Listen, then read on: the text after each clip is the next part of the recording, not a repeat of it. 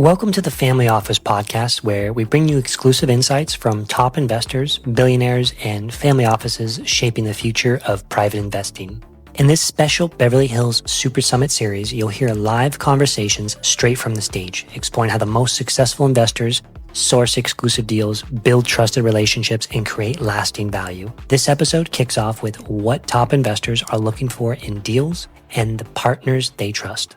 Let's dive in and enjoy the series. For the next several months, we'll be releasing 3 new episodes each week, packed with insights you won't want to miss. As always, I want to start with thanking Richard very, very much for putting this event on. These are just amazing. Just like what Michael Scott said before, these are life-changing events for a lot of us. Yes, so this is the first panel of the day here. Supercharging your investment opportunity set, how to seal deals that nobody else gets to see. So this panel is going to be very valuable for both investors and sponsors. It's going to be valuable for investors because a lot of us have a massive deal flow, and which means we have a lot of quantity, and we really want to see what kind of quantity, especially those that people don't get to see very often. And for sponsors, you might pick up some pointers on how to get to the front of the line. My name is Mark Halpern from Deep Due Diligence Investors. Richard mentioned it earlier today. We are an investor group made up of a lot of analytical investors, accredited investors, and what we do is we maximize our returns and minimize our risk by performing deep due diligence. So what we're going to do first is we're going to get to know the panel a little bit, and if you can keep it down to about 90 seconds or so, just introduce yourselves, background, what you guys are doing. For Impex Capital Group, which is a single-family office based in Houston, Texas. We manage a $2 billion portfolio and primarily focus on real estate opportunities, but we do have an affiliated venture capital group called Gurukul Ventures, and we've invested in quite a nice range of early-stage technology companies as well. Third generation Italian-American getting dual citizenship to go back and live both places. My father had some success with a company called Telzon. We were the global leader in handheld barcode readers. And then I spun that into a dual family, multiple private equity firm strategy. We've deployed about $3.5 billion. We've done some large deals like Nashville Yards, you might have heard of, the biggest development deal in Tennessee history. We're currently the largest player in manufactured housing in the country, creating a new Class A model to try to bring back the American dream with massive holdings in Dallas and Houston. We're looking for distressed assets. We're looking for multifamily, low-cost housing. We think, like the centimillionaire said, this window we all have before we're slaves and ownership class is shrinking in fast. And we think we have a window here. So we're open to anything that has a distressed nature. We can get into it below market value. Aloha. Jack and I are excited to be here today. We work for separate companies, but we come from the same place. I told him he's got to wear a Hawaiian shirt next time. I'm a serial entrepreneur turned investor. A company I started in 2013 called TerraSlate makes waterproof paper that you guys have all held within the last few days, inevitably. It's in everything from the restaurant menus at the restaurants all around you to the nuclear submarine escape pod manuals. We're excited to have done a deal with SpaceX yesterday. I am also the founder and chairman of Windward Equity. We are a singular family office, primarily doing deals with companies at the $2 million to $10 million EBITDA range. And we specialize in deploying an AI tool set through a company we invested in called Cube Dynamics, which can typically double a company's revenue within 18 months by automating significant parts of the businesses. And what I love about that is that you don't have to spend a lot of money to double the size of a business. So anytime I invest, I want to get in and get involved and get the CEO or the founder out of the day-to-day operations. I don't want them working in the business. I want them working on the business. And that's immediately how we're going to scale and leverage. Come out of the Nathan family office.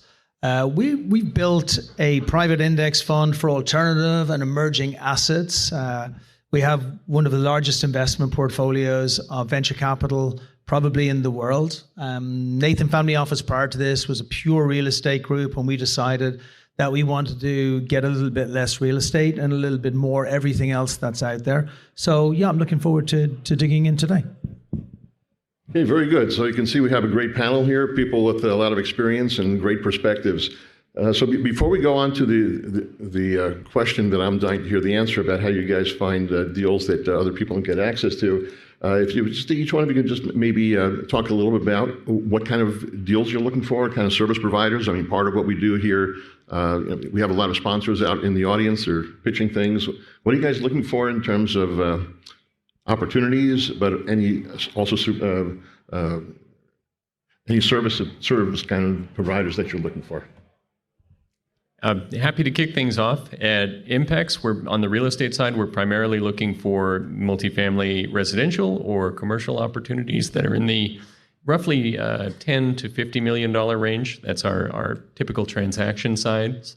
On Gurukul Ventures, we do work with a lot of earlier stage technology companies.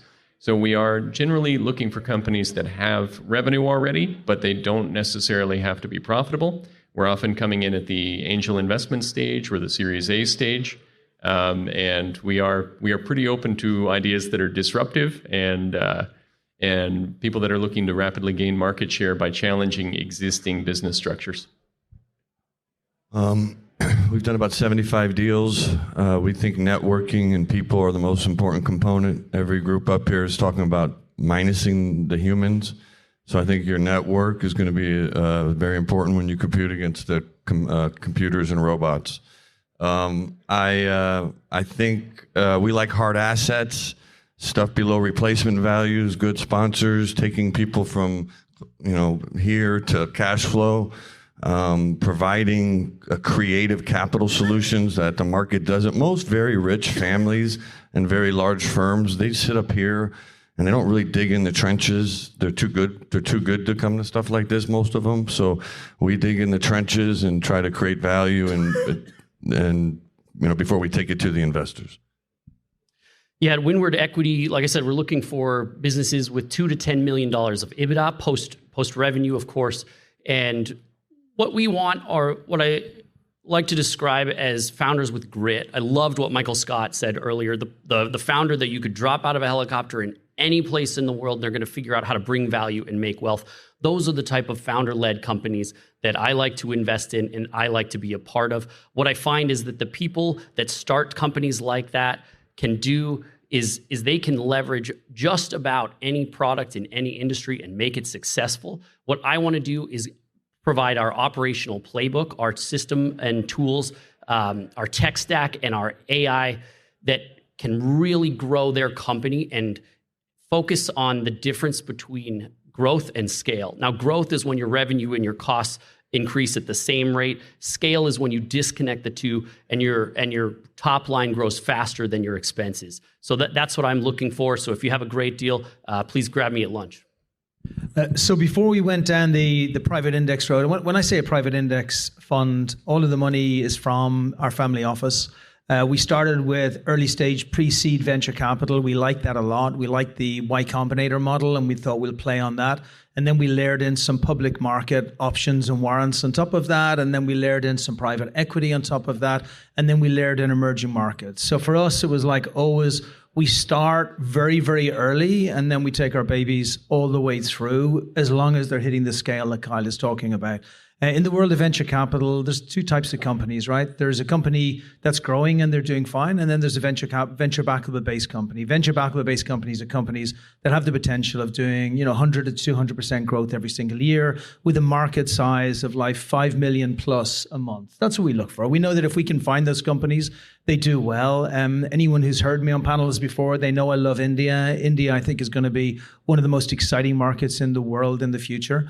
So anything very early stage tech, really strong founders, to Kyle's point, people who can execute rather than just talk. And I suppose I'll just layer in on the real estate side. It's a multi-billion-dollar asset of the family office. One of them is a small town, maybe a large town outside San Francisco that we own. And then tons of other RV parks and then just the usual stuff that everybody has in real estate.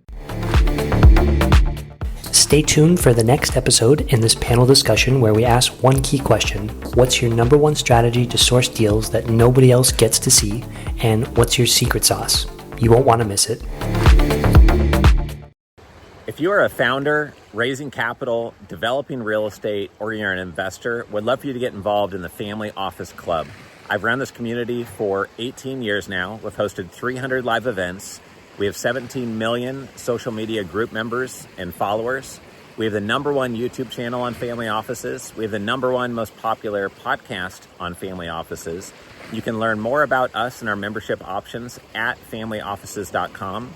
We have 30 in-person events planned in 2026 and another dozen events this year. Please go to familyoffices.com to learn more.